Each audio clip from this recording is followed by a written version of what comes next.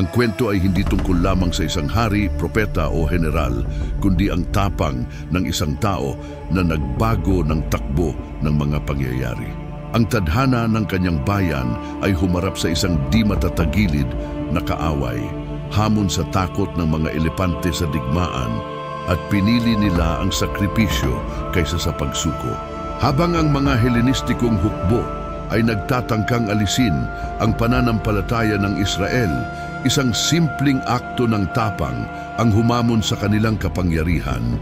Ito ang kwento ni Eleazar Macabeo, ang mandirigmang mas pinili pang mamatay na nakatayo kaysa makita ang kanyang bayan na yumuko sa lupa. Ngunit ang kwento ni Eleazar ay higit pa sa isang labanan. Ito ay isang babala, isang mensahe na lumalagpas sa mga siglo at patuloy na umuukit sa kasaysayan hanggang ngayon. Mag-iingat ka kung akala mong alam mo na ang kwento ng mga Macabeo. Mag-iisip ka ulit dahil ito ay isang kwento na hindi pa nasasabi. Huwag kang aalis dahil malapit mong marinig ang isang kwento na magpapabago ng iyong pananaw sa tibay at pananampalataya. Mag-subscribe, mag-komento at i-share ang video. Layunin ng video na ito na ipalaganap ang kwento ng isang bayani na tinangka ng panahon na burahin, ngunit hindi nagtagumpay. Maaaring kalimutan na ang mga kalsada ng Antioquia na dati ay puno ng karangyaan ay nagtatago ng isang madilim na katotohanan sa ilalim ng kislap ng mga templo ng Helenismo, kung saan ang mga torches ay kumikislap sa pagitan ng mga haligi ng marmol. Ang mga intriga ay nabubuo at mga kautusan na nagdidikta ng kapalaran ng mga nasakop na bansa. Sa gitna ng yaman at kasamaan, si Eleazar, ang halos nakalimutang kapatid ng mga Macabeo, ay namuhay sa anino, isang Hudyo sa banyagang lupain na natutong itago ang kanyang lahi at magtagpo sa mga Griego para mabuhay. Hindi siya nagsusuot ng damit ng isang mandirigma o isang rabay.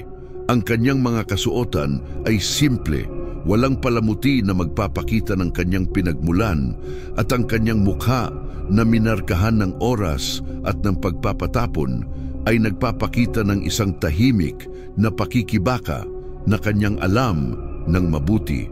Ang kalupitan ni Antiochus I Epiphanes, ang hari na namuno gamit ang isang matibay na kamay, ay nagdulot ng mga karahasan, at sa kanyang walang kabusugang ambisyon, ipinahayag ang sarili bilang isang Diyos sa lupa.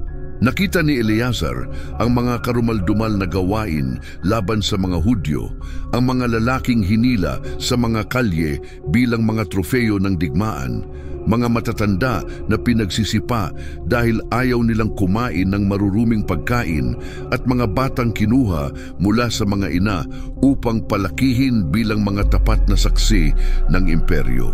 Ngunit ang pinakamatinding sakit na nararamdaman ni Eleazar ay ang mga balitang mula sa Judea, mula sa templo ng Jerusalem, ang dating puso ng pananampalataya ng kanyang bayan. Ang galit na naramdaman niya ay hindi mapigilan nang malaman niyang kung saan dati ang insenso ay iniaalay sa kataas-taasan. Ngayon ay may mga sakripisyo para kay Zeus. Isang gabi, nang ang hangin ay nagdala ng mga bulong mula sa natutulog na lungsod, isang mensahero ang dumating sa silungan kung saan nagtatago si Eleazar, puno ng alikabok at may malungkot na mukha. Nanginig ang batang lalaki habang iniaalok sa kanya ang isang pergamino na may tatak ng wax. Maingat na tinanggap ito ni Eleazar, at nang makita ang nakatatak na emblema, naramdaman niyang kumurot ang kanyang dibdib. Ito ay ang pirma ni Judas Macabeo.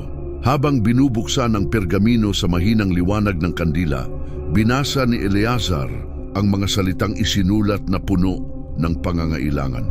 Kapatid, natapos na ang panahon ng pagtatago. Ang aming bayan ay namamatay, ang aming mga batas ay nilalapastangan, at ang alaala ng aming mga ninuno ay nalunod sa dugo.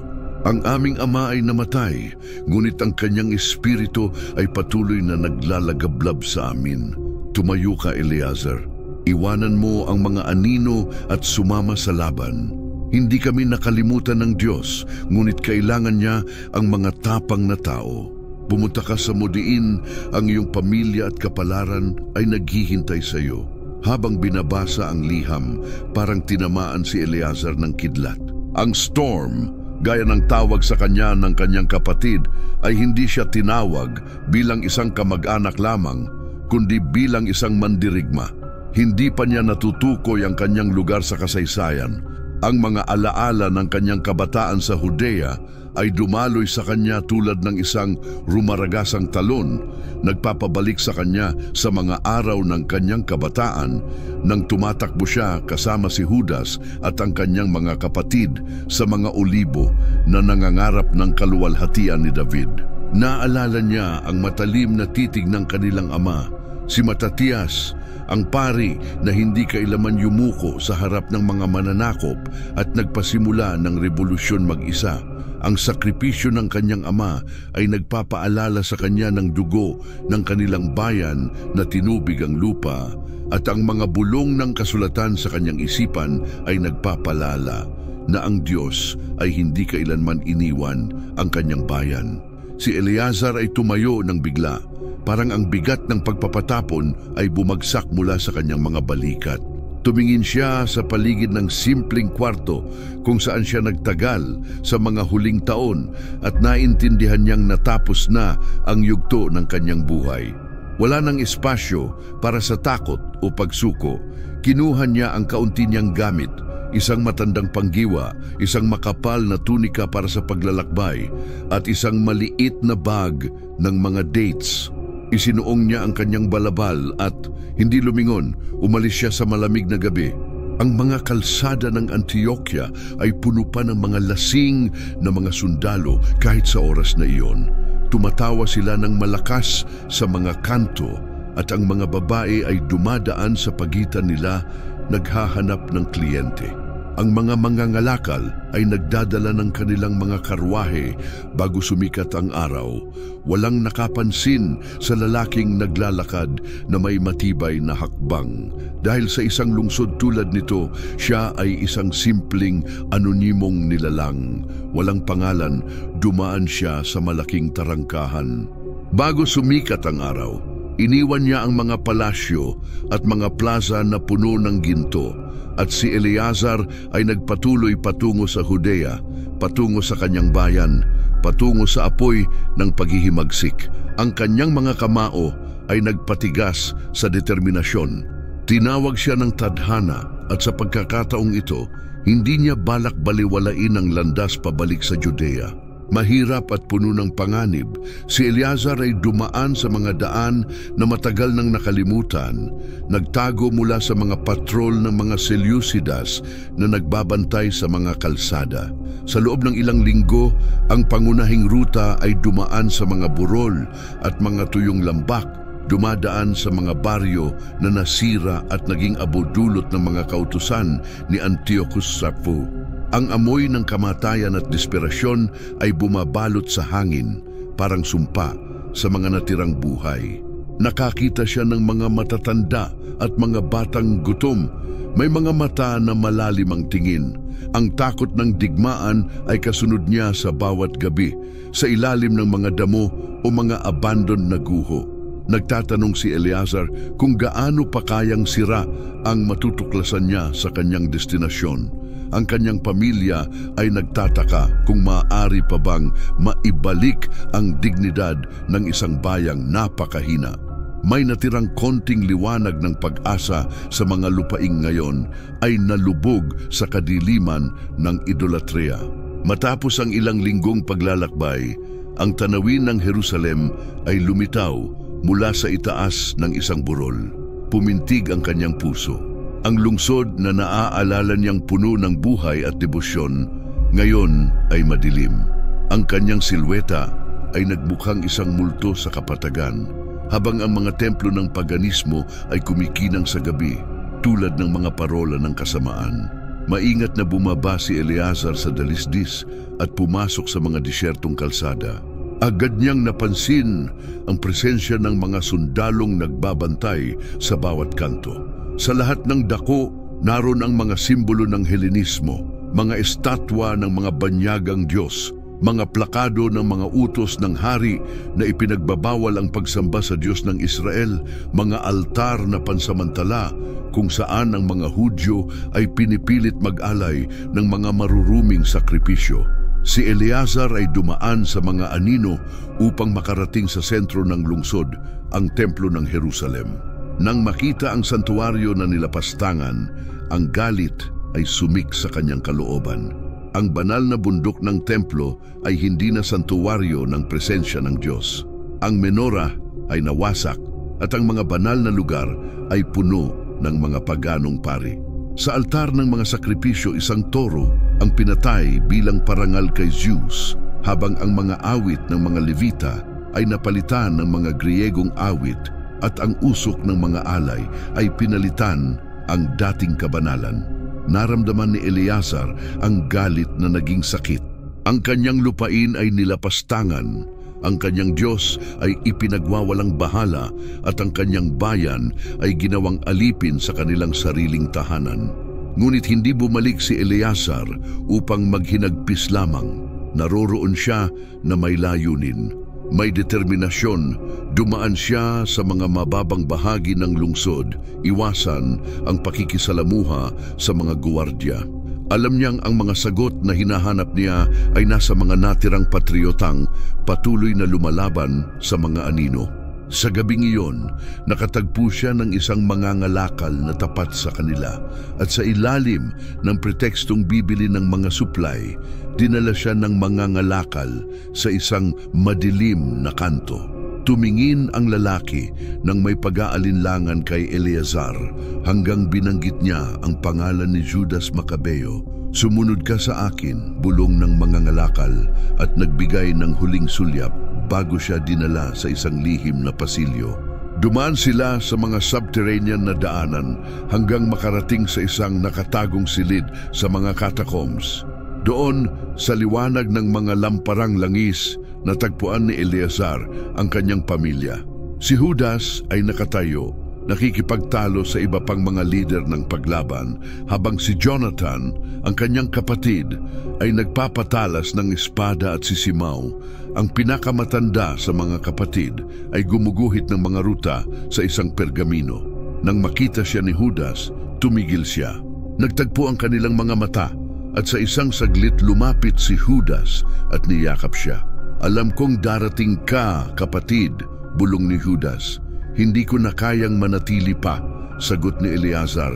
Ramdam ang kaguluhan at pagnanasa na nagsanib sa kanyang puso. Nagsama-sama sila sa paligid ng isang mesa ng bato. Pinaplano ng mga Macabeo at mga kaalyado ang susunod na hakbang ng rebelyon. Mga estratehikong pag-atake, pagkuha ng mga teritoryo, at ang paghikayat sa paglaban ng mga inaapi.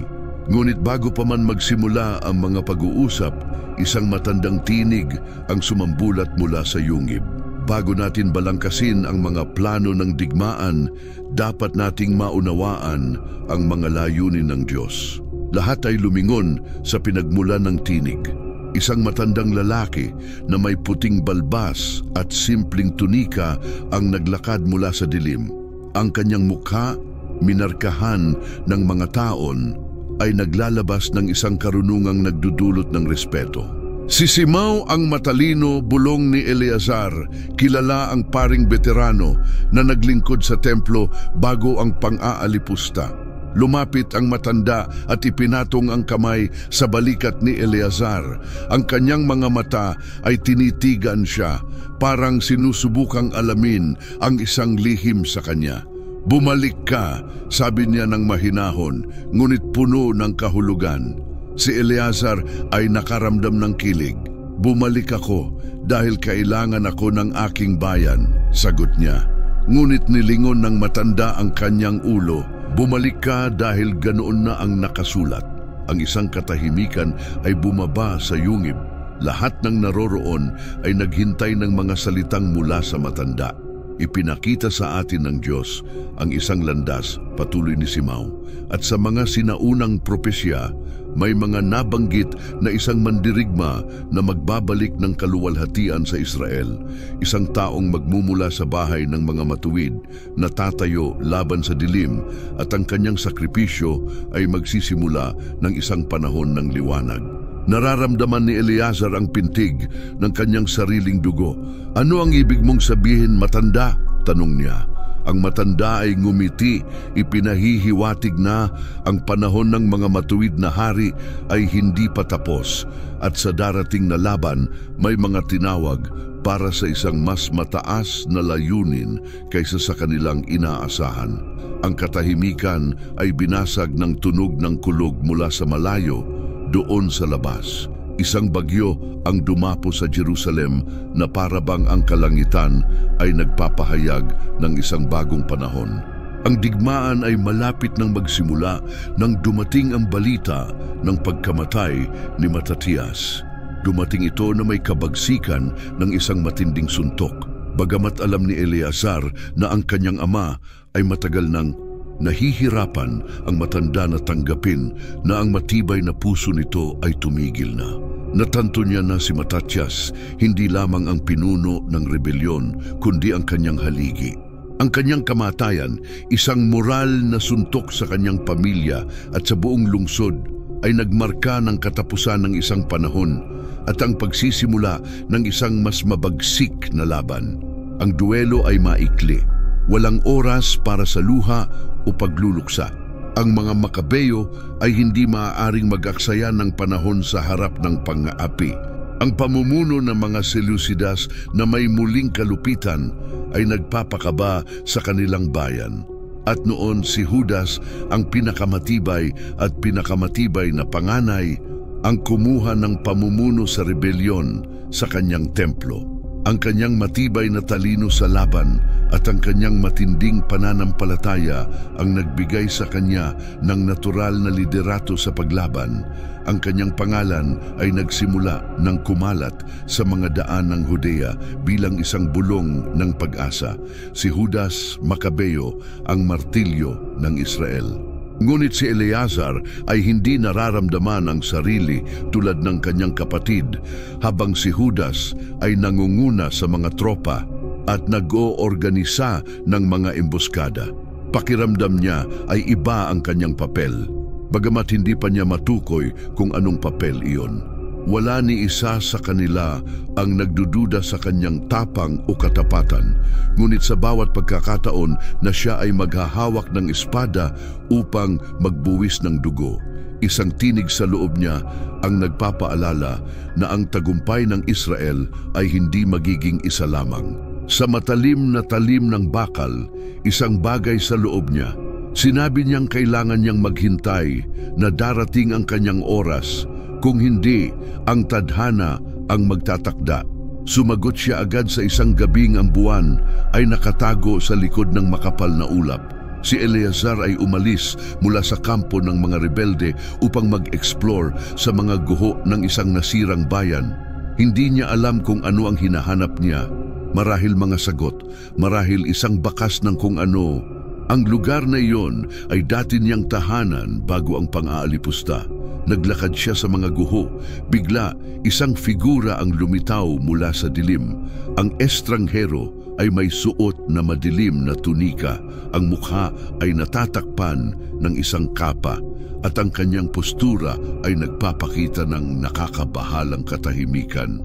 Si Eleazar, laging alerto, inilagay ang kanyang kamay sa hawakan ng kanyang panggiwa, ngunit itinaas ng lalaki ang kanyang kamay bilang isang tanda ng kapayapaan. Ang anak ni Matatias ay nagsabi sa malalim na tinig, "Matagal ko nang hinihintay ang sandaling ito." Matagal na nag-isip si Eleazar. "Sino ka at ano ang hinahanap mo, tao?" Ang lalaki ay kumuha ng isang maliit na balot na nakabalot sa isang lino at iniabot ito. "Hindi mahalaga kung sino ako," sagot ng estranghero. Si Eleazar ay dahan-dahang tinanggap ang pakete at binuksan ito. Sa pag-unwrap ng tela, nakita niya kung ano ang nasa loob.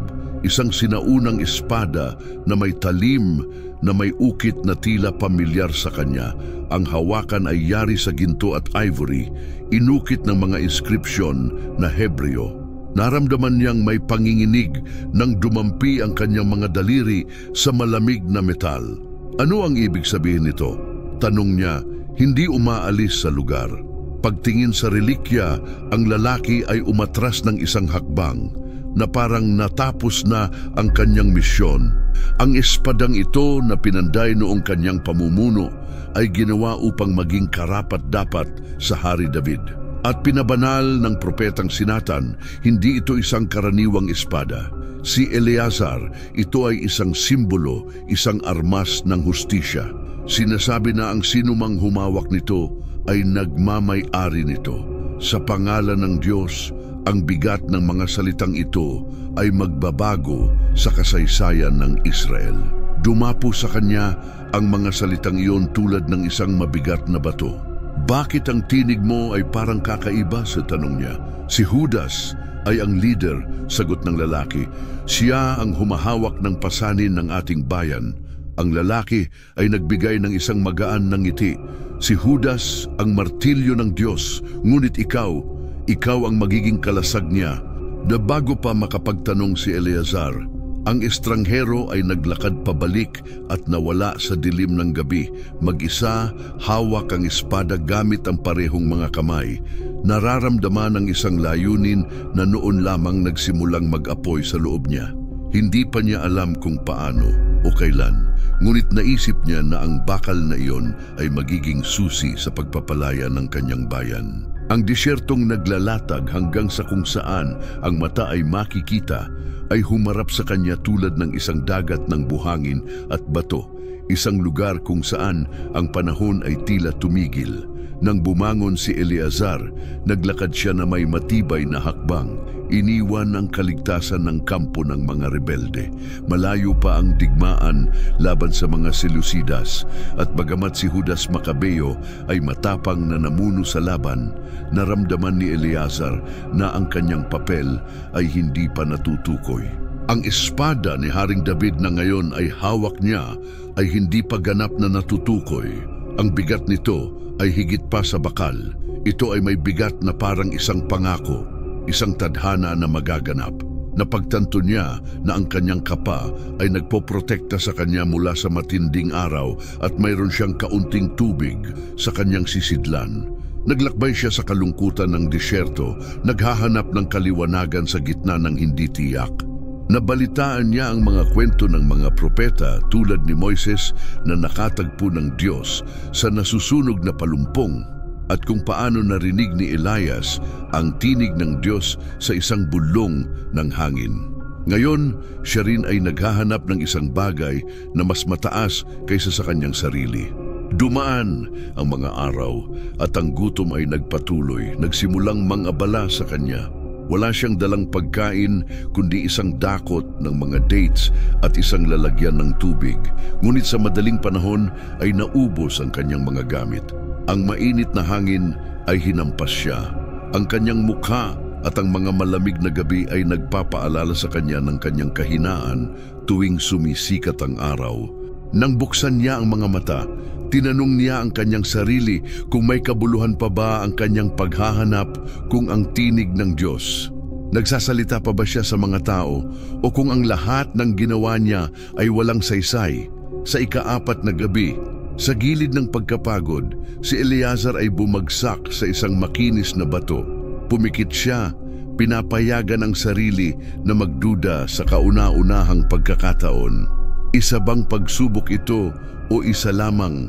Pagkatapos, sa gitna ng dilim, isang nakakasilaw na liwanag ang dumaan, binasag ang belo ng pagkabaliw. Nang gabing iyon, isang banayad na hangin ang humaplos sa kanyang mukha. Nang buksan niya ang mga mata, nakita niya ang isang figura na nakabalot ng ginto. Hindi siya isang karaniwang tao. Ang kanyang mga damit ay puti na parabang imposibleng makita, at ang mukha niya, bagamat sereno, ay naglalabas ng isang autoridad na hindi pangkaraniwan. Ang kanyang mga pakpak ay nakabuka ng buong kaluwalhatian at kumikilos na parang apoy. Si Eleazar ay bumagsak sa kanyang mga tuhod. hindi kayang magsalita. Eleazar, anak ni Matatias, ang tinig ng anghel ay umalingaw-ngaw tulad ng kulog at sabay na isang bulong. Bakit ka nagdududa sa iyong layunin? Ang puso ni Eleazar ay bumilis. Hindi ko alam kung ano ang dapat kong gawin, bulong niya. Ang aking kapatid ang nangunguna sa rebellion. Siya ang pinili upang palayain ang aming bayan. Ako lang ang sumusunod. Ang anghel ay bahagyang nagbigay ng galaw ng ulo, parang iniisip ang kanyang mga salita. Iniisip mo ba na ang mga gumagamit lamang ng korona o may hawak na setro ang mga nagbabago ng kasaysayan? Si Eleazar ay hindi sumagot. Makinig, sinabi ng anghel. Eleazar, ang kamay ng Diyos ay nasa iyo. Kahit na hindi mo ito makita, hindi lahat ay nakakakita nito. Ang mga tinawag upang maging kamay na sumasalakay ay sila ring may hawak ng kalasag. Sila ang nagpoprotekta sa ilaw ng pananampalataya kapag ang hangin ng desperasyon ay humahampas ng malupit. Inabot ng anghel ang kanyang kamay at sa isang saglit nakita ni Eleazar sa kanyang isipan ang mga imahe ng isang malaking labanan kung saan ang dugo ay dumadaloy na parang mga ilog, isang templo na kumikislap, ang kanyang kapatid na si Judas sa gitna ng digmaan, at pagkatapos ay siya mismo na may hawak ng espada ni David, nangunguna sa kanyang mga tao gamit ang talino at tapang. Ang iyong tadhana ay hindi lamang bilang isang mandirigma, sabi ng anghel. Ikaw ay isang tagapangalaga, isang estratehista, isang anghel, isang ilaw sa gitna ng bagyo. Ang mga kalaban ay marami, ngunit sa iyong karunungan at pananampalataya, magsisilbing matatag ang Israel. Ang mga bisyon ay nagsimulang maglaho at ang liwanag ay unti-unting naglaho bago tuluyang nawala ang anghel. Bago tuluyang maglaho, nagbigay siya ng isang huling babala. Alalahanin ang tagumpay, hindi sa espada. Hindi laging nasusukat sa espada, kundi sa katotohanan na nananatili kapag ang lahat ng iba ay bumagsak. Pagkatapos ng mga salitang yon, ang anghel ay naglaho. Si Eleazar ay nagising sa pagsikat ng araw. Bumalik ang kanyang lakas at ang kanyang isipan ay naging mas malinaw. Hindi na siya simpleng mandirigma ng mga anino. Ang kanyang kapatid, isang pangunahing puwersa sa pagpapalaya ng kanilang bayan, ay tumindig. Kinuha niya ang kanyang espada at nagsimula na muling maglakbay pabalik sa kampo. Dumating na ang oras upang maghanda para sa labanan na magtatakda ng kapalaran ng Israel. Ang pagdapo ng araw ay nagbigay ng pula at habang ang mga Makabeo ay naghahanda upang makipaglaban sa ang hangin ng umaga ay mabigat habang ang kanilang pinakamahihirap na laban ay malapit ng maganap, puno ng amoy ng basa at ng umaasam na dugo.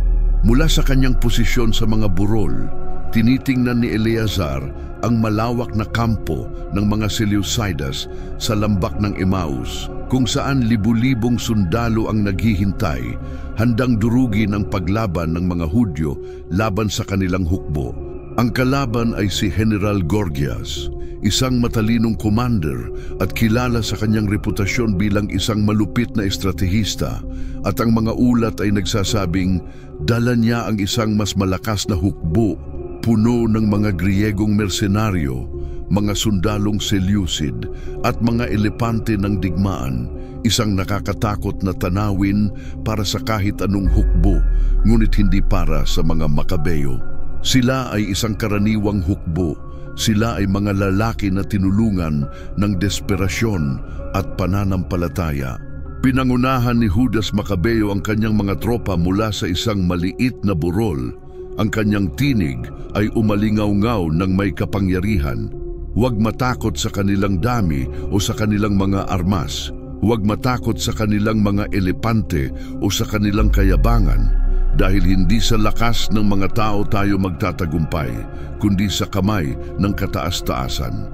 Sa mga bukirin na ito, ipapakita na hindi yumuyuko ang Israel. Ang sigaw ng digmaan ng mga Makabeo ay sumabog sa buong kapatagan. Si Eleazar na may hawak ng espada ni David sa kanyang baywang, naramdaman ang panginginig sa kanyang dibdib. Ang bisyon na nakita niya sa disyerto ay patuloy na sumisiga sa kanyang isipan at alam niyang ang labanan na ito, ang plano ng mga Makabeyo, ay magmamarka ng kanyang tunay na lugar sa kasaysayan. Ipinagpaliban, ngunit kinakailangan, sa halip na makipaglaban ng harapan sa hukbo ni Gorgias, inutusan ni Judas ang isang matapang na taktika. Paghahati-hatiin nila ang kanilang puwersa at magsasagawa ng isang gabiyang pag-atake laban sa kampo ng kalaban. Aatakehin ang mga sundalo habang sila ay natutulog, habang ang karamihan ng mga hukbong Seleucidas ay magpatuloy ng tiwala patungo sa bakanting kampo ng mga Hudyo. Si Judas at ang kanyang mga kasama, pinangunahan ng buwan, ay tahimik na dumaan sa mga burol at umatake sa kampo ng kalaban. Ang sorpresa ay kumpleto. Ang mga kalaban ay nagising sa kalituhan, naguguluhan at hindi alam kung saan nagmula ang atake. Ang mga tindahan ay nasusunog, ang mga kabayo ay sumisigaw at ang mga sigaw ng mga sundalo ay umaabot sa gabi. Si Eleazar ay nangunguna sa isang maliit na pangkat ng mga mandirigma patungo sa puso ng kampo kung saan natutulog ang mga opisyal. Sa mabilis at tumpak na galaw, inalis nila ang mga kalaban bago pa sila mag-organisa ng kanilang mga linya. Ngunit sa gitna ng kalituhan, narinig ni Eleazar ang isang tunog na nagpatigas ng kanyang dugo, ang sigaw ng isang bata. Pinili niyang walang bata ang mamamatay sa digmaan. Nang bumalik siya sa labanan, nakamtan ng mga Makabeyo ang kanilang layunin, si Gorgias. Nang matuklasan nilang ang kanilang kampo ay naging abo at ang kanilang mga opisyal ay namatay. Sa kalituhan, napilitan siyang umatras na may demoralized na hukbo at walang liderato. Nagsipagtakas sila sa kaguluhan. Pagdating ng umaga, ang tagumpay ay natiyak. Bagaman mas kaunti sila, nakamtan nila ang hindi inaasahan. Ang balita ng kanilang nagawa ay kumalat sa buong Judea, nagbigay ng liwanag ng pag-asa sa mga puso ng kanilang mga tao. Ang lungsod ng Eleazar na puno ng alikabok at dugo ay nagmamasid. Ang abot-tanaw sa pagsikat ng araw ay nakipaglaban ng may dangal, nagprotekta ng isang inosente at ipinakita na ang kanyang papel sa digmaan ay hindi lamang bilang isang mandirigma, kundi bilang isang tagapagtanggol. Nilapitan niya si Judas na nakatayo at pinagmamasdan ang mga labi ng labanan habang nakataas ang mga braso. "Nagtagumpay tayo ngayon," sabi ni Eleazar. Tumango si Judas, ngunit ang kanyang tingin ay malungkot. "Oo, ngunit hindi pa tapos ang digmaan." Hinawakan ni Eleazar ang hawakan ng espada. "Hawakan mo ang iyong espada ng matatag at hayaan ang araw na ito na magsilbing paalala. Hindi tayo nakikipaglaban lamang para sa tagumpay sa larangan ng digmaan. Nakikipaglaban tayo para sa kaligtasan ng ating pananampalataya para sa mga susunod na henerasyon." Tumingin si Judas kay Eleazar ng may respeto. "Hindi ka lang isang sundalo, kapatid. Ano, ang ginawa mo ngayon ay hindi malilimutan." At sa mga salitang iyon, alam niyang ang kanyang landas ay malayo pa. Ang alingaw-ngaw ng tagumpay ay nagsimula, umabot sa buong Judea, ngunit sa kalakip nito ay dumating ang galit ni Haring Antioco mula sa kanyang trono sa Antioquia. Narinig ng monarkong Seleucid ang mga ulat na may punit na mukha. Dahil sa galit, hindi niya kayang isiping may pangkat ng mga rebelde ng walang formal na hukbo. Hindi man lang makayang pabagsakin ng isang malaking kapangyarihan ang kanilang lakas sa digmaan. Ang mga manghihimagsik na Hebreo ay tinutuligsa ang aking kalooban. Sumabog ang galit ng hari, binangga ang braso ng trono nang may panginginig ng galit at kayabangan. Sugatan at uhaw sa paghihiganti, iniutos ng hari ang isang malupit na tugon. Hindi lamang na hindi na sila magpapadala ng mga tropa upang durugin ang rebelde, kundi tatanawin pa ang espiritu ng mga Hudyo sa harap ng isang hindi pa nakitang pagpaslang ayon sa utos. Anumang nayon na magpapakita ng simpatiya sa mga Makabeo ay bibigyan ng kabayaran ng mga kalalakihan. Ang kanilang mga kababaihan ay isisilang na mga alipin at ang kanilang mga anak ay magiging tributo sa hari. Ang balita ng pag-iral ng mga paganong templo ay gumising sa mga Makabeo na parang isang pagkabigla. Mula sa Bethlehem hanggang sa Hebron, ang mga mensahero ay nagdala ng malungkot na mga ulat. Mula sa mga nayon na tinangay ng mga pagnanakaw at mga templong winasak, pinakinggan ni Eleazar ang mga saksi ng mga paglisan ng kaluluwa. Hindi lamang isang simpleng paghihiganti militar ito ay isang sadyang pagtatangka upang burahin ang pagkakakilanlan ng kanilang bayan. Huwag hayaan ang mga nakaligtas na isuko ang kanilang pananampalataya. Hindi ito digmaan, ito ay pagpaslang, bulong niya habang pinagmamasdan ng usok na umaabot mula sa isang malapit na nayon. Tinawag niya si Judas Cabeo. Pinangunahan niya ang kanyang mga tao at gumawa ng plano upang pigilan ang mga pamamaslang.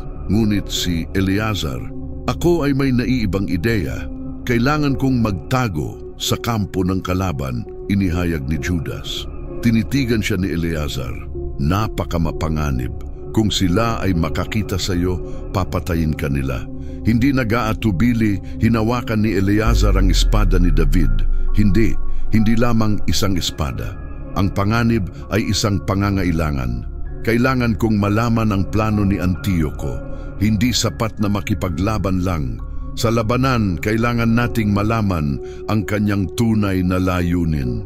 Hindi tinangka ni Judas na pigilan siya. Alam niyang hindi impulsibo ang kanyang kapatid na babalutan ng mga basahan para matukso siya. At sa mukha na puno ng alikabok, naglakbay si Eleazar sa mga lupang kinokontrol ng mga Elukidyado, nagtatago sa mga alipin at umakma sa kanilang anyo. Naglakad siya bilang isang bihag upang hindi mapansin.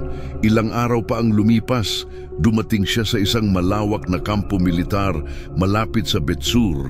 Sa gitna nito, isang malaking tolda ang itinatag na parang trono ng isang pekeng Diyos.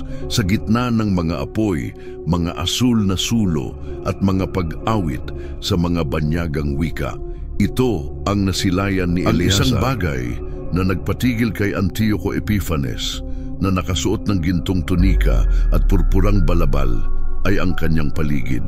Siya ay napapaligiran ng mga pari na may kakaibang hitsura sa sahig. Sa loob ng isang bilog na inukit sa bato na may mga inscription na hindi kayang intindihin ni Eleazar, nakatayo ang mga idolo ng hindi makatawid na anyo habang ang mga pari ay umaawit ng mga monotonong awit at nag-aalay ng mga hayop sa gitna ng bilog. Ang dugo ay dumadaloy sa mga bitak ng lupa na parang nilalamon ng isang hindi nakikitang bagay. Pagkatapos, nagsalita si Antioco, "O mga Diyos ng immortalidad, tanggapin ang alay na ito at ipagkaloob sa akin ang lakas upang puksain ang mga anak niya." Nakaramdam si Eleazar ng isang kilig na dumaan sa kanyang likod. Hindi lamang ito isang gawain ng idolatria, kundi isang pagtatangka ng mga hindi kilalang kapangyarihan. Ang temperatura ng tolda ay tila bumaba at isang malamig na hangin ang dumaan sa lugar. Bagamat ang gabi sa labas ay mainit, isang tunog na parang isang malungkot na pag-ungol ang nagmula sa lupa. Ang mga pari ay napaluhod, ang mga labi ay bumubulong ng mga salitang puno ng debosyon.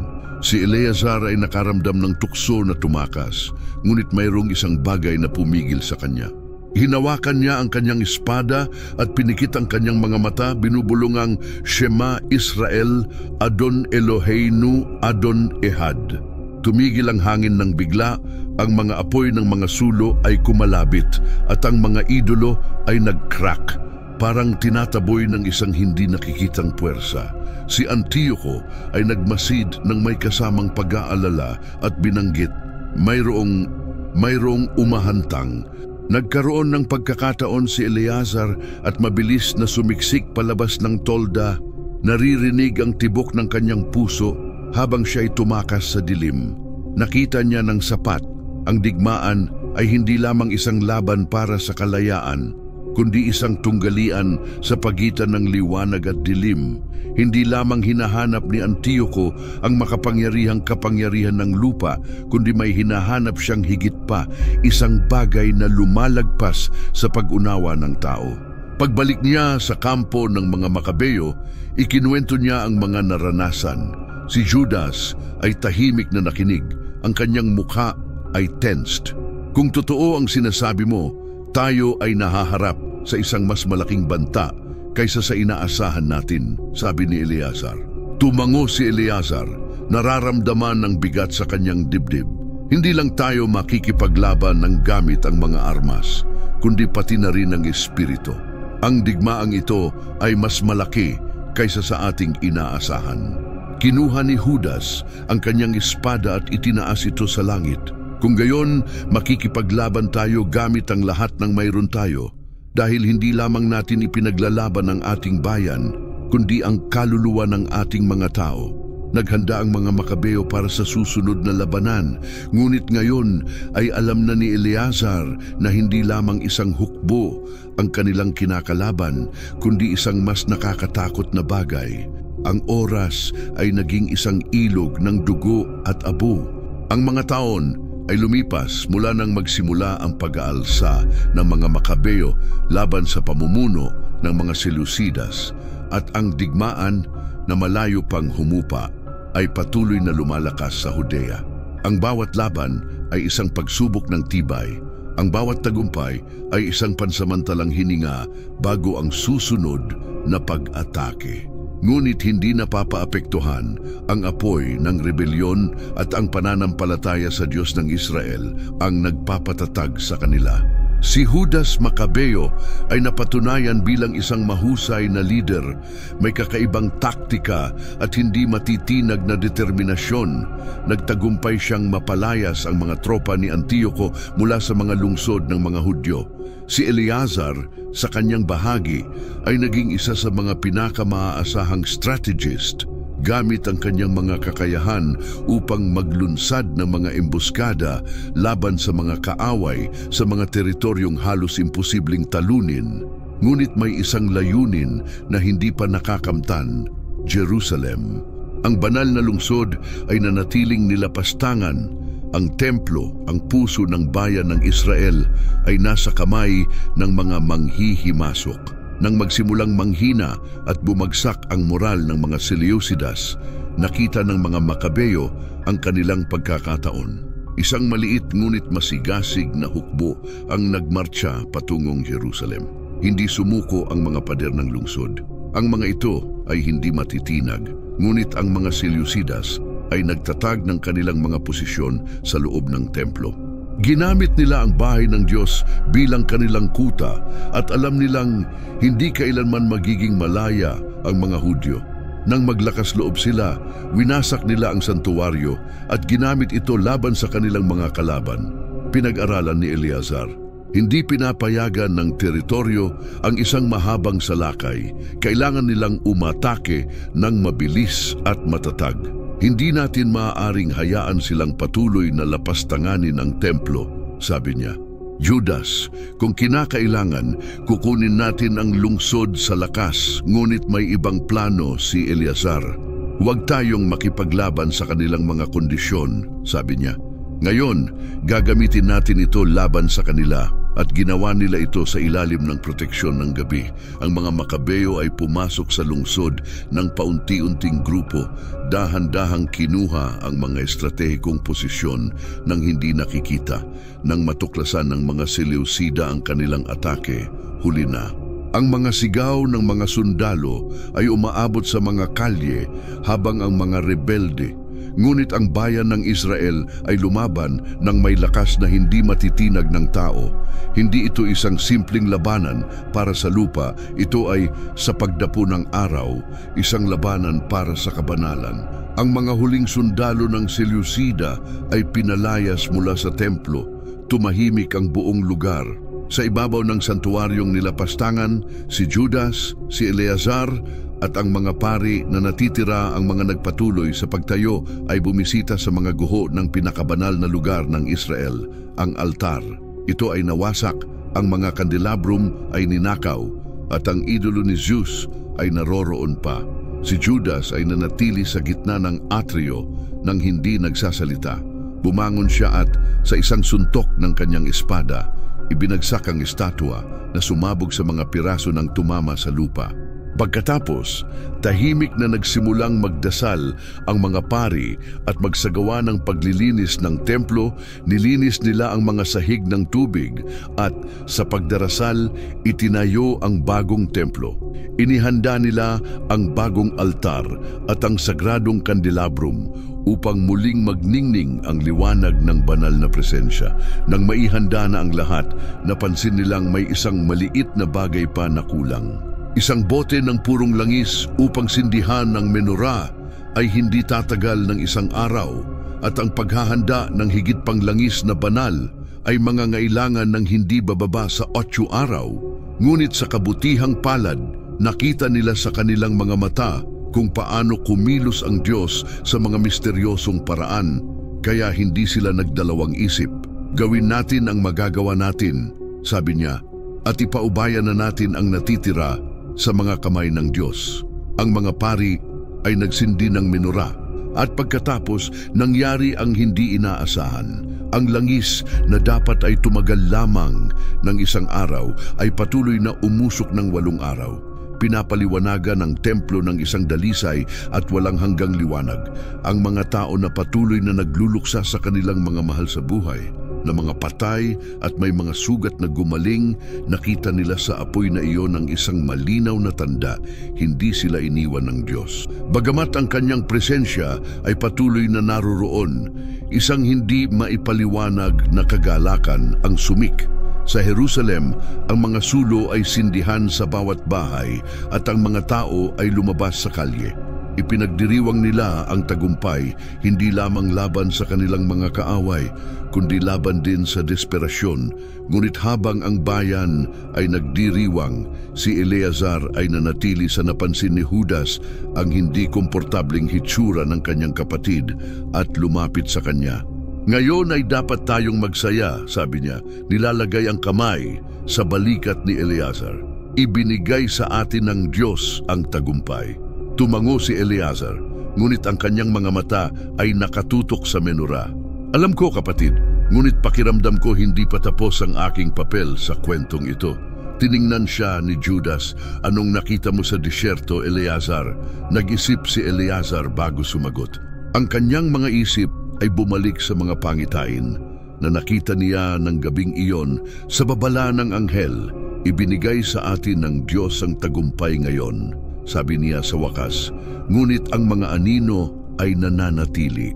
Sila'y nagmamasid.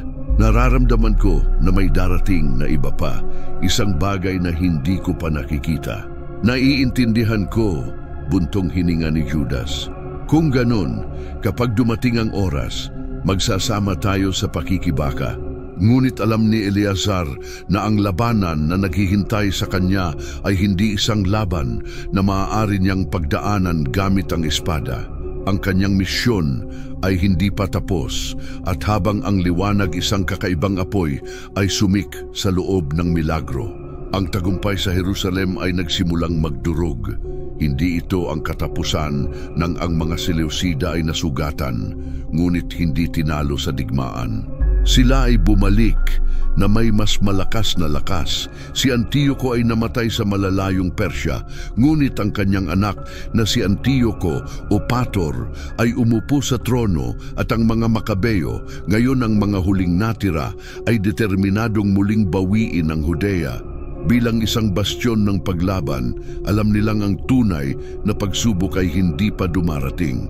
Mula sa hilaga, ang mga general ng Batang Hari ay nagtipon ng isang napakalaking hukbo na may libu-libong sundalo at isang sandata na ang mga halimaw na dinala mula sa India ay nagdudulot ng takot sa digmaan.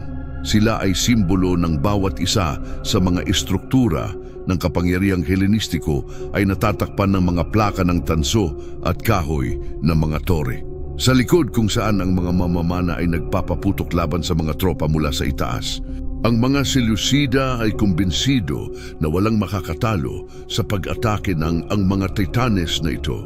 Sina Judas at ang kanyang mga kapatid ay pinagsama ang kanilang mga lalaki sa isang lambak malapit sa Beth Zacarias, kung saan papalapit ang hukbong Seleucida sa tunog ng libu-libong mga paa at ang pagyanig ng mga elepante na umaatake na parang mga buhay na bundok. Si Eleazar na nakatayo sa tabi ni Judas ay tumingin sa abot tanaw at naramdaman ang isang buhol sa kanyang lalamunan. Marami ng beses na ako'y nakaharap sa kamatayan, ngunit hindi pa ako nakaranas ng labanan tulad nito. Ngayon ay lumalaban tayo para sa isang bagay na mas malaki pa sa ating sariling buhay, sabi ni Judas. Tinitingnan kung tayo'y mabigo. Sana ang ating mga mandirigma ay mabigo ng may karangalan. Kami ay magtatagumpay, maging para sa kaluwalhatian ng kataas-taasan. Itinaas ng mga sundalong Hudyo ang kanilang mga espada at ang mga lanseta ay umatungal ng galit. Ngunit alam nilang ang mga pagkakataon ay laban sa kanila. Sila ay labanan mula nang magsimula ang laban. Ang lupa ay umuungol sa bigat ng ang mga elepante na umaatake sa linya ng mga Hudyo. Ang mga lalaki ay tumalon upang sila'y dumadaan, ngunit marami ang nadaganan ng mga paa ng mga elepante. Titanic, ang mga tore sa likod ng mga hayop ay nagpapaputok ng mga palaso ng walang tigil. Pinapawi ang mga hanay ng mga rebelde, tinitingnan ni Eleazar ang paligid at naunawaan na kung hindi sila gumawa ng isang bagay ng mabilis, sila'y mauurong. Doon niya nakita isang elepante na mas malaki kaysa sa iba, may gintong tore sa likod. Ang bandila ng hari ay kumikislap sa kanyang likod. Narito na siya, sumigaw siya. Ito ang elepante ng hari.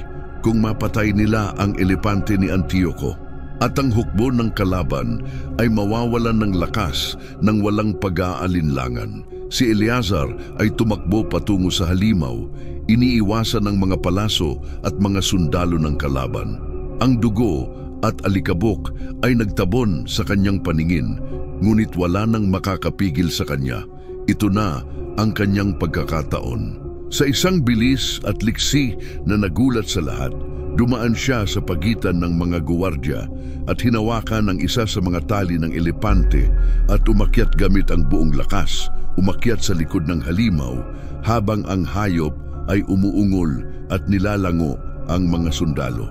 Ang mga Seleucida sa tore ay halos walang oras upang tumugon. Sinalakay ni Eleazar. Pinabagsak niya sila isa-isa gamit ang kanyang espada hanggang sa wala ng tao sa tore. Ang kanyang puso ay kumakalabog ng galit. Itinaas niya ang espada at itinusok ito sa spina ng higanteng elepante na umuungol ng malakas na tunog na nagpayanig sa lupa. Sa gitna ng labanang ito, bumagsak ang kanyang mga binti at nagsimulang mag-wobble ang kanyang katawan.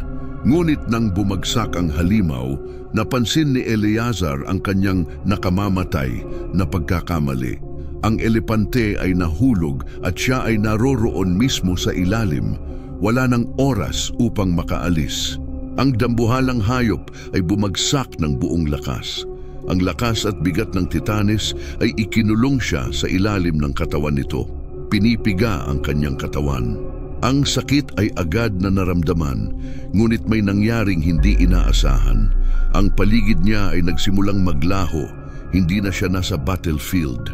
Ang labanan ay naganap sa isang lugar na hindi niya nakilala, isang mataas na burol kung saan nakikita niya ang Jerusalem, ngunit hindi ito ang Jerusalem na kilala niya. Isang lungsod na may kamanghamanghang mga gusali at isang kumikislap na templo. Ang liwanag mula dito ay napakataas, kumikislap ng isang hindi maipaliwanag na ningning. Naririnig niya ang mga tinig, ngunit hindi ang mula sa kanyang mga kapwa mandirigma, kundi mga tinig mula sa mga susunod na henerasyon. Nakita niyang naglalaro ang mga batang Hebreo, sa nakita niyang nagsasaya ang mga pamilya sa kalsada na may mga ilaw na nakasindi. Nakita niya ang kanyang bayan na malaya at sa gitna ng lahat, sa may pinto ng templo, nakita niya ang isang nilalang na nakasuot ng puting tunika at may mga mata. Ang mukha nito, puno ng awa at karunungan, ay naglalabas ng isang hindi maipaliwanag na liwanag. At nang magtangkang lumapit si Eleazar, sinabi ng nilalang sa kanya, "Ang iyong sakripisyo ay hindi magiging walang kabuluhan. Ang kalayaan ng Israel ay tatatag sa iyong tapang. Magpahinga ng matiwasay." Eleazar, mabuti natupad mo na ang iyong layunin. Ang mga salitang iyon ay parang balm para sa kanyang kaluluwa, at pagkatapos ang kanyang paningin, ang huling imaheng nakita niya ay nawala. Ito ay ang liwanag ng menora na kumikislap sa, at sa isang huling buntong hininga, isinara ni Eleazar Macabeo ang kanyang mga mata. Hindi malilimutan ang kanyang kwento. Tahimik ang battlefield nang kumalat ang balita. Tulad ng usok mula sa isang lamp na pinatay, bumagsak si Eleazar sa mga kamay ng mga sundalo ng Israel. Ang mga nakaligtas sa pag-atake ng mga elepante ay nakita ang kanyang katawan na nakalubog sa ilalim ng hayop na siya mismo ang inatake. Pinahina ng sakripisyo, nagbigay daan sa isang sandali ng tagumpay at pinatumba ang mga tropa ng kalaban, ngunit hindi pa tapos ang digmaan. Si Judas Macabeo ay tumanggap ng balita na may matinding mukha. Sa mga taon niyang nakakita ng pagbagsak ng marami sa kanyang mga tauhan, hindi niya inisip na ang isa sa kanyang mga kapatid ay magiging isa sa kanila. Tinuturing nila si Eleazar hindi lamang bilang isang mandirigma, kundi bilang isang simbolo ng talino at pananampalataya. Isang lalaking nauunawaan na ang labanan ay hindi lamang nilalabanan gamit ang mga espada, kundi pati na rin sa liwanag ng katotohanan. Noong gabing ang dilim ay bumalot sa kapatagan ng Bethed Zacarias, ang mga Macabeo pinulot ang kanyang katawan at dinala ito pabalik sa Jerusalem, binalot sa isang tela. Pinunasan nila ang kanyang kapa at inilibing siya sa isang libingan ng bato malapit sa lugar kung saan inilibing ang kanyang ama. Si Matatias ay inilibing na nang ang libingan ay silyado. Sinabi ng matandang si Simon, ang matwis, ang pari na nagbigay ng hula para kay Eleazar. Sa simula, lumapit siya sa lugar kung saan ang mga mandirigma ng Israel ay nagtipon. "Huwag magluksa tulad ng mga walang pag-asa," sabi niya sa tahimik na boses, ngunit puno ng lakas sapagkat hindi namatay si Eleazar ng walang kabuluhan. Ang mga mandirigma, pinagmamasdan nilang mabuti, naghihintay sa mga salita niya. Ang mga daan ng kataas-taasan ay hindi ang mga daan ng tao. Nagpatuloy, naunawaan ni Eleazar na ang laban na ito ay higit pa sa isang digmaan laban sa Seleucida. Nakita niya ang hindi pa natin nakikita. Bagamat ipinagdiriwang natin ang tagumpay ngayon, ang kapalaran ng Israel ay nahaharap pa sa maraming pagsubok. Si Judas ay tumawid sa landas ng matanda, ang mata ay nakatutok dito. Ang ibig mong sabihin, buntong hininga ni Simon, ay may mga pagkakataon na makakalimutan ng tao ang halaga ng kanilang kalayaan. Lilitaw ang mga lider na hindi susunod sa mga yapak ng tao, ang mga landas ng Diyos ng ating mga magulang. At bagamat ang liwanag ay sumisikat ngayon, may mga araw na susubok na takpan ng dilim ang templo muli. Si Judas ay nagkumikit ng kamao. Kung ganun, kailangan nating tiyakin na ang kanyang sakripisyo ay hindi malilimutan. Man sa mga sumunod na araw, isang batang eskibo na pinangalanang si Nathan ay nakatanggap ng isang banal na tungkulin. ang kolektahin ng kwento ni Eleazar at ng mga Makabeo sa pergamino upang ang mga susunod na henerasyon ay malaman kung ano ang nangyari. Gamit ang mga panulat na puno ng tinta ng reed at madilim na tinta, isinulat ni Nathan ang tungkol sa mga laban, tungkol sa paglaban, tungkol sa milagro ng liwanag at higit sa lahat tungkol sa sakripisyo ni Eleazar. Ang kanyang kwento hindi dapat kalimutan dahil ang kanyang kamatayan ay hindi lamang ng isang mandirigma kundi ng isang taong naunawaan ang kanyang layunin sa dakilang plano ng Diyos. Bawat gabi, si Nathan ay umuupo sa ilaw ng isang lamparang langis, sumusulat at inaalala ang mga salita ng mga matatanda. Ang mga kwento ng mga sundalo at ang mga pangitain ng mga propeta ay dapat tandaan.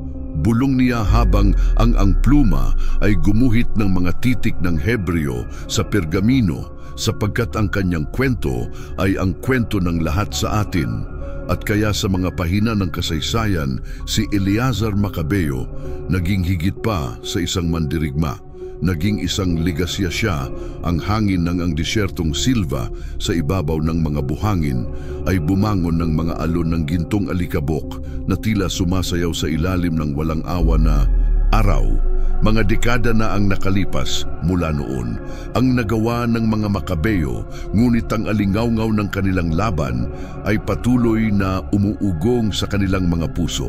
Jerusalem ng Israel na ngayon ay pinamumunuan ni Shuam, apo ni Matatias. Dumaan ito sa isang bagong yugto ng konsolidasyon, ngunit ang mga kaaway ay patuloy na nagmamasid.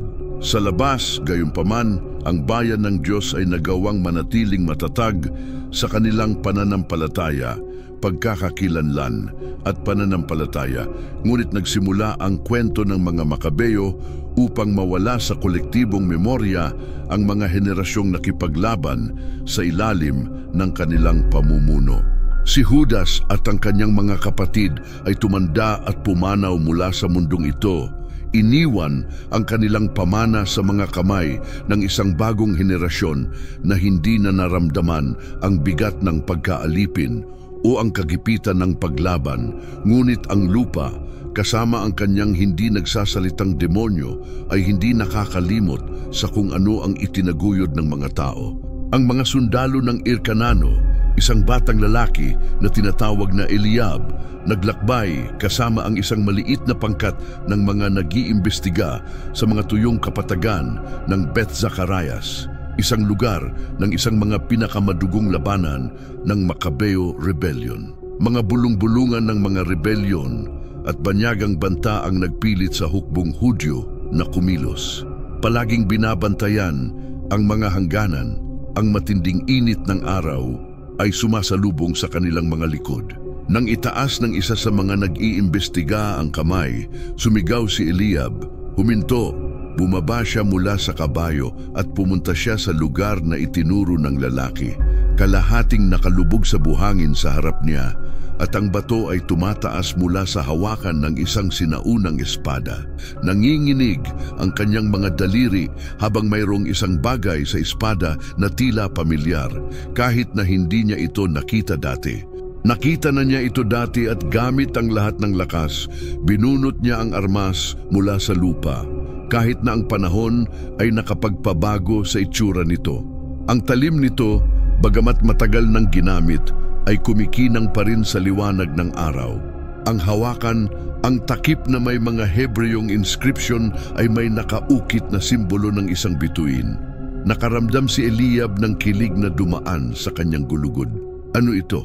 Isa sa mga sundalo ay bumulong, isang matandang veterano mula sa maraming kampanya na lumapit at tinutok ang kanyang mga mata sa espada ng may paggalang. Napansin niya ang inukit na simbolo sa hawakan. Ito ang espada ni Eleazar. Isang malalim na katahimikan ang bumalot sa grupo. Lahat sila ay alam ang kwento ni Eleazar. Ang mandirigmang umatake sa elepante sa labanan ng Beth Zacarias, ang kapatid ni Judas Macabeo, ang lalaking nakakita ng bagay na hindi nakita ng iba. Nararamdaman ni Eliab ang kanyang pulso na bumilis nang mapagtanto na ang espada na iyon ay bumalik. Ginawa nila ito dahil may itinuro pa itong aral sa atin. Dahan-dahan nilang binalot ito ng isang telang lino at dinala pabalik sa Jerusalem nang matanggap nila ang balita ng kanyang pagkawasak. Ang balita ng pagkakatuklas nito ay kumalat sa lungsod tulad ng apoy sa tuyong damo, pati na mismo si Juan. Si Irkan ay tila nakita ang makapangyarihang armas at kinuha ito sa kanyang mga kamay na may kamanghaan habang binabasa ang mga sinaunang inskripsyon sa hawakan. Ang aking lolo ay nakipaglaban gamit ito. Maingat na sinabi ng lalaki, ang espada na ito ay isang simbolo ng ang paglaban ng Israel ay tinitingnan siya ng may determinasyon. Nagpapatuloy sila. Hindi natin dapat kalimutan ang sakripisyo ng mga nagdaan. Ang mga dumaan bago tayo ay nagbigay ng kalayaan. At ito ay ating tungkulin na gawin din ito.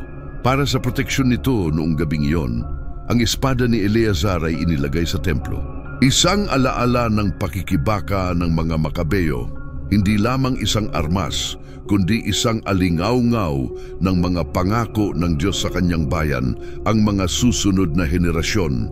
Kapag nakita nila ito, maaalala nilang ang tagumpay ay hindi na panalunan sa pamamagitan lamang ng lakas, kundi sa pananampalataya, karunungan at ang kagustuhang ipagtanggol ang katotohanan kahit na ang kalaban ay tila hindi matitinag at ganun. Bagamat nagpatuloy ang oras, ang pangalan ni Eleazar Macabeo. Ang kanyang sakripisyo hindi malilimutan. Siya ay patuloy na buhay sa alaala ng Israel. Tulad ng isang apoy na hindi kailanman namamatay, ang gintong araw ay dahan-dahang dumadaan sa kalikasan. Ang mga bubong ng Jerusalem ay binabahan ng lungsod ng isang mainit na liwanag na nagkokontrasta sa kaguluhan sa mga kalye nito. Mga siglo ang lumipas mula sa ang Macabeo Rebellion. At bagamat ang dinastiya ng Asa ay naghari ng may kaluwalhatian, sa isang panahon, ang Jerusalem ay napailalim sa bagong pamamahala. Ang Imperyong Romano nagbago ang mga panahon, ang mga pader ay itinaas na mga matatag na kuta.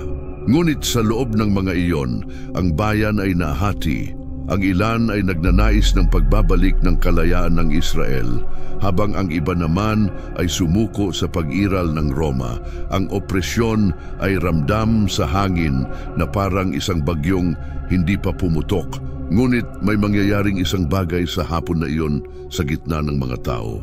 Na mga mangangalakal pare at mga peregrino na dumadaan sa templo, isang manlalakbay, isang misteryosong tao ang dumating sa mga pintuan ng lungsod.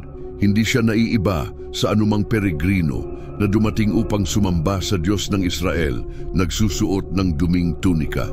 Siya ay naglakbay sa mga daan at may hawak na isang kahoy na baston. Ang kanyang balbas ay hindi pa natanggal at ang kanyang balat ay may bakas ng paglalakbay, nagpapahiwatig ng isang taong naglakbay ng malalayong distansya na huminto sa palengke at tiningnan ang paligid. Ang kanyang ekspresyon ay hindi ang pagkabigla, kundi ang pagkilala na parang siya ay nakapunta na doon dati. Ang ilang mga kuryosong tao ay lumapit sa kanya. Nang magsimula siyang magsalita ng malakas, makinig. Mga anak ni Israel, nagdadala ako ng balita mula sa isang kaharian na hindi mula sa mundong ito. Ang mga nagtitinda ay huminto sa pagsisigaw ng kanilang mga presyo. Pati na ang mga pari na naglalakad patungo sa templo ay huminto. At ang mga sundalong Romano ay nagmasid ng may hinala. Ano ang pinag-uusapan mo? Tao na iyan? Tanong ng isang matandang lalaki. Itinaas ng manlalakbay ang kanyang baston at itinutok ito sa templo. Ang lugar na ito ay sagrado na itinayo ng mga kamay ng tao. Ngunit sasabihin ko sa inyo na malapit na itong magkakaroon ng isang walang hanggan na kaharian na hindi nakasalalay sa mga pader ng bato o sa mga hukbo. Ang ilan sa mga naroroon ay nagbulungan sa isa't isa, nag-aalala. Siya ba ay isang propeta? Totoo ba? Tanong ng isang eskibyo na may matigas na boses. Ang lalaki ay ngumiti ng bahagya at sumagot, "Ako ay isang mensahero lamang sa gitna ng madla. isang batang tao, ang Levita na nakatalaga upang magbantay ng mga sagradong bagay ng templo, ay nakinig ng mabuti. Ayon sa sinabi ng iyong lolo, sabi ng matandang lalaki na naging guru ng Torah, maraming beses siyang nagsalita tungkol sa mga bayani ng Israel, sina Moises, Josue, David at Makabeo, ngunit may isang kwento na palaging kinagigiliwan niya, ang kwento ni Eleazar Makabeo, ang tumira sa elepante sa labanang Zacarias, na naniniwala na ang hari ng kaaway ay nasa ibabaw niya.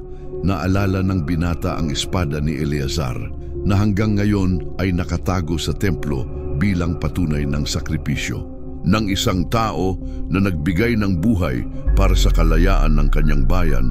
Nag-aalala siya ay lumapit sa manlalakbay at nagtanong, "Sinasabi mong isang bagong kaharian ang darating, ngunit ano iyon?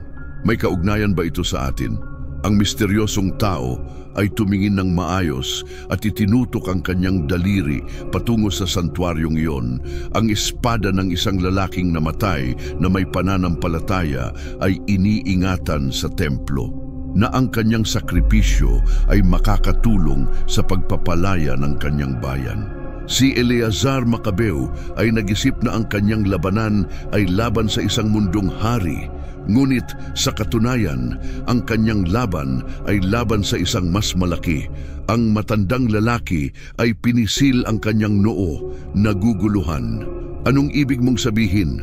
Ang manlalakbay ay humakbang pasulong at ang kanyang boses ay naging mas malakas. Ang tunay na laban ay hindi kailanman laban sa mga tao ng laman at dugo, hindi laban kay Antioco o laban sa Roma, hindi. Ang tunay na laban ay hindi laban sa anumang imperyo sa mundong ito, kundi laban sa dilim na umaalipin sa puso ng mga tao, ang katahimikan, ang kumalat sa mundo. Si Eleazar ay nakipaglaban ng may dangal, nagpatuloy siya. Bahagi siya ng isang mas malaking plano. Hindi siya namatay ng walang kabuluhan dahil ang kanyang sakripisyo ay isang pagsasalamin ng isang sakripisyo na darating pa. Isang mas mataas na sakripisyo. Ang Levita ay nakaramdam ng panginginig. Sino ang tinutukoy mo? Ang manlalakbay ay tiningnan siya ng matiwasay. Ang tinutukoy ko ay ang darating, magbibigay ng buhay para sa lahat. Ang tunay na hari ng Israel. Ang mga bulong-bulungan ay naging mas malakas. Ang iba ay nagpakita ng pag-aalinlangan at kalituhan. Hindi ko maintindihan. Ang isa sa kanila ay sumigaw. Tumango ang manlalakbay, gayon din ng mga ngalakal. Maiintindihan mo rin ito gaya ng naintindihan ni Eleazar. Makabeo ay nagbigay ng kanyang buhay upang ang Israel ay malaya. Ganon din ang ginawa ng anak.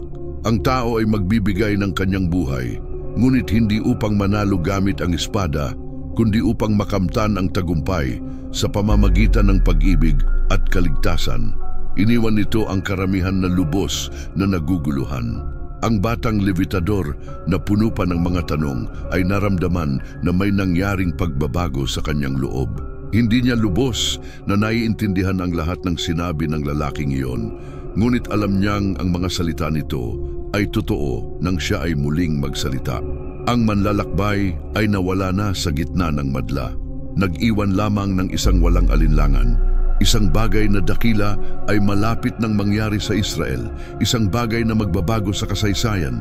Bumagsak ang gabi sa Jerusalem, tinakpan ang lungsod ng kanyang dilim. Isang manta ng mga bituin sa isang maliit na bahay hindi kalayuan sa templo. Isang grupo ng mga bata nagtipon sa paligid ng isang menora na nakasindi. Ang kanilang mga mukha ay sumasalamin sa malambot na liwanag ng mga apoy at sa kanilang mga mata, kumikislap ang inosenteng kuryosidad ng mga batang nagsisimula pa lamang matutunan ng mundo sa kanilang paligid habang sila ay nakaupo sa isang matandang banig. Ang isang matandang rabi ay pinapaliguan ang kanyang mahabang balbas habang pinagmamasdan ang mga bata ng may pag-aalaga.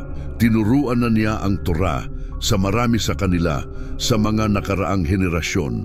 Ngunit sa gabing iyon, hindi siya magsasalita tungkol kay Moises o sa mga patriarka. Sa gabing iyon, Magsasalita siya tungkol sa kwento ng isang mandirigma na ang sakripisyo ay hindi dapat malimutan. Ang mga bata ay tahimik na nagsalita sa solemne na tinig. Ngayon ay ikwento ko sa inyo ang kwento ni Eleazar Macabeo. Isang lalaking nabuhay at namatay para sa kanyang bayan. Ang mga bata ay umupo ng maayos, tinitingnan ang bawat salita. Maraming taon na ang nakalipas, patuloy ng rabay, nung ang mga kaaway ng Israel, nais nilang burahin ang pangalan ng ating Diyos mula sa ibabaw ng lupa. Isang pamilya ang tumindig laban sa kanila. Sila ay tinawag na ang mga Macabeo at sa lakas ng kanilang pananampalataya, tumindig laban sa mga hukbong mas malaki kaysa sa kanila. Ang mga batang-bata ay tumango ng may saya. Alam nila ang kwento ng Macabeo, ngunit kakaunti ang nakakaalam sa papel ni Eleazar. Kasama nila si Eleazar, isang matapang na lalaki na nakipaglaban hindi lamang gamit ang espada, kundi pati na rin gamit ang karunungan at katarungan. Sumunod ang matanda sa isang malaking laban na kanyang nasaksihan. Ang pinakamalaking elepante ng digma ng lahat, at iniisip niyang ang hari ng kalaban ay tumakbo siya patungo sa halimaw ng walang pag-aalinlangan. Tinamaan ito at ibinagsak, ngunit sa kanyang ang tapang ay naipit sa ilalim ng bigat ng mga bata. Sila ay nagtakot at namatay.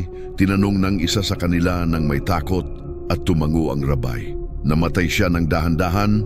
Oo. Ngunit ang kanyang sakripisyo ay hindi nawalan ng kabuluhan. Ang kanyang bayan ay patuloy na lumaban. At dahil sa kanyang tapang, tinalo ang mga kaaway. Ang kanyang kwento ay nanatili. Nakaukit sa alaala ng Israel at ng kanyang espada, ang parehong espada na ginamit niya sa labanan. Ito ay natagpuan mga taon pagkatapos bilang isang alaala ng sakripisyo ng matanda. Tumigil siya at tumingin sa menora na ang mga apoy ay sumasayaw ng mahinahon sa hangin. Ang liwanag na nakikita ninyo rito, sabi niya, ay ang parehong liwanag na nagningning sa templo nung ang mga Macabeo ay nagpuri dito. At dahil dito ang apoy na ito ay patuloy na sumisindi pagkatapos ng maraming taon. Kahit na mga taon nang lumipas, ang kwento ni Eleazar at ng lahat ng nakipaglaban ay nanatiling buhay. Dahil sa ating pananampalataya, ang mga bata ay tahimik na pinagmamasdan ang menora at ang isa sa kanila, ang pinakamabata, ang batang lalaki ay mahiyain na itinaas ang kamay. Ang rabbay, alam ni Eleazar na ang kanyang kwento ay magpapatuloy. Mahabang buhay sa matanda, ngumiti siya marahil hindi sa sandaling iyon. Tumugon siya, ngunit sa kanyang mga huling sandali ay nagkaroon siya ng isang pananaw. Nakita niya ang isang hinaharap kung saan ang kanyang bayan ay patuloy na mag-exist, kung saan ang liwanag ng kataas-taasan ay hindi kailanman maglalaho. At ngayon tayo ay narito, inaalala siya sa parehong pananaw, ang pananaw ng bata. Ngumiti siya sa sandaling iyon at hindi namin ito malilimutan. Tumango ang rabay ng may kasiyahan. Ito ang nararapat, maliit dahil ang tunay na tagumpay ay hindi lamang nasa labanan, kundi sa alaala ng mga iyon na sila na patuloy na naniniwala na ang apoy ng menora ay patuloy na sumisindi, nagbibigay liwanag sa kanilang mga mukha, ng mga bata na hindi nila alam ay nagdadala ng pamana ng isang tao na sa kwento ni Eleazar Macabeo, ang sakripisyo ay naging walang hanggan. Hindi lamang ito isang kwento ng digmaan at sakripisyo, kundi isang patutuo ng tapang, pananampalataya at dedikasyon sa isang layunin. Ang kanyang pangalan ay mananatili magpakailanman sa alaala ng kanyang bayan at ang kanyang kwento ay isinalaysay mula sa henerasyon hanggang henerasyon sa liwanag ng menora na nakasindi bilang isang simbolo ng pakikibaka para sa katotohanan at katarungan, tulad ng inalay ni Eleazar ang kanyang marami pang iba sa buong kasaysayan, ang lumaban para sa kalayaan ng Israel. Batalya upang ipagtanggol ang kanilang pananampalataya, ang kanilang pagkakakilanlan at mga paniniwala, ang kanilang pamana. Patuloy itong nabubuhay, pinaalalahanan tayo na ang pinakamalaking tagumpay ay hindi palaging nakamit gamit ang espada, kundi sa pananampalataya, matatag na paniniwala sa kung ano ang tama at totoo. Kung ang kwentong ito ay nagbigay inspirasyon sa iyo, inaanyayahan kita na mag-subscribe sa channel. Mag-iwan ng komento tungkol sa kung ano ang pinaka-nag-udyok sa iyo at ibahagi ang video na ito upang habang mas marami pang tao ang matututo tungkol sa kamanghamanghang pamana ng mga Makabeyo, mas magliliwanag ang liwanag ng ang katotohanan ay hindi kailanman maglalaho sa ating buhay. Hanggang sa susunod na video.